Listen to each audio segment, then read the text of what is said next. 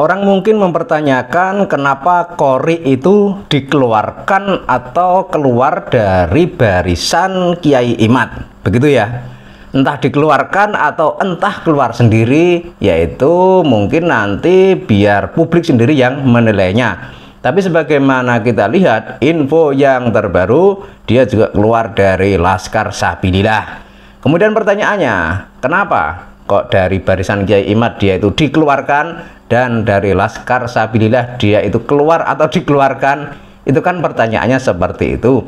Padahal dulu pas debat Banten yang pertama itu tidak sedikit orang yang menjagokannya. Jadi mungkin karena dia punya keahlian atau apa ya, kemampuan untuk berdebat atau bagaimana, orang pun mungkin juga terpukau, wah ini hebat, ini bisa debat dan lain sebagainya.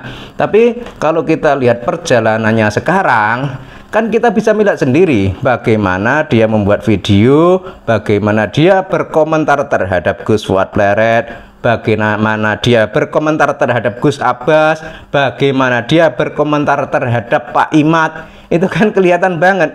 Jadi kalau misalkan ya, dia itu benar-benar pejuang yang ingin membela bangsa ini dari penipuan yang berkedok nasab, ya harusnya dia tidak membuat video-video seperti itu.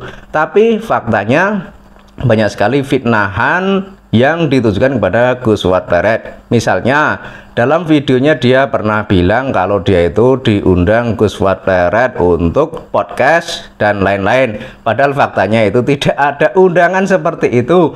Kemudian ada juga dia memframing atau menuduh bahwa orang yang membahas nasabah Alawi itu ada bayarannya, dan ini kan semua adalah fitnahan dan tuduhan yang tidak beralasan. Makanya sekarang kalau dibilang Qori itu adalah pejuang, lah pejuang bagian mana? Kan seperti itu. Tapi terserah, biar masyarakat sendiri yang menilai apakah dia itu benar-benar pejuang ataukah dia itu bukan dari pejuang, ataukah dia itu pecundang atau apa. Silakan Anda menilainya sendiri. Namun yang jelas tentang pembahasan nasabah Alawi, ada atau tidak adanya Pak Qori itu akan tetap berjalan seperti sedia kala. Jadi yang namanya perjuangan untuk membebaskan bangsa ini dari perbudakan yang dilakukan oleh klan Ba'alawi akan tetap berjalan. Karena yang namanya berjuang atau membebaskan bangsa dari yang namanya penjajahan itu memang sangat berat. Dan tentu saja dalam sebuah perjuangan pasti ada pengkhianatan, juga ada pecundang, juga ada penumpang. Pokoknya macam-macam lah yang namanya perjuangan. Jadi kita lihat saja perkembangan selanjutnya polemik nasab ini seperti apa.